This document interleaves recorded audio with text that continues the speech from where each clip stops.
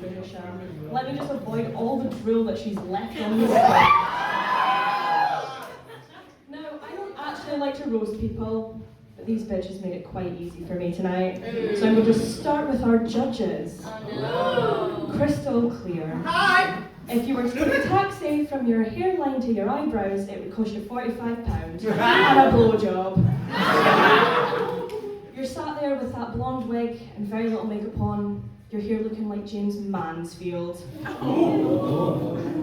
Now, Crystal, a lot of people don't know because you're quite small and petite. You do actually have a massive dick. I do. Joe Crawford, how are you doing this evening? Now, Joe, I thought you looked absolutely gorgeous last week. Thank you. Before you took off the sunglasses and the scarf. And I always hear you talking about being a drama teacher, constantly. Why couldn't you have just become a mime teacher? I am a mime teacher. Fair enough. Alice, the queen of singing electric fields, entirely in vowels. You sing it like you're chewing syrup. And Alice, the only grown woman I know to still have all of her baby teeth.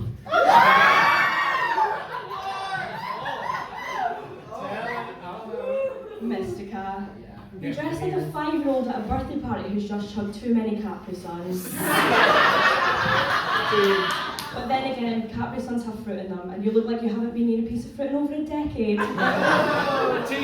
Two. Now, that's enough of these has-beens, let's move on to the never-will-bees.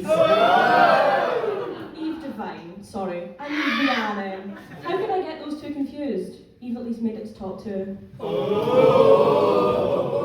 Now, Rhiannon, it is a real shame that you haven't been up for elimination this season, as it would have been an easy win for the other person. You usually just walk away crying.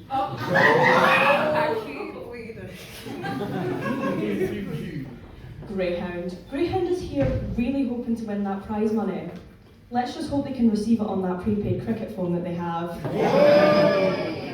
Now, Greyhound does hail all the way from the Granite City, which makes sense for them, because they look like they've been hit by a brick. Patricia. Don't you mean Pug Trisha? That breathing, that stature, the way you look inbred.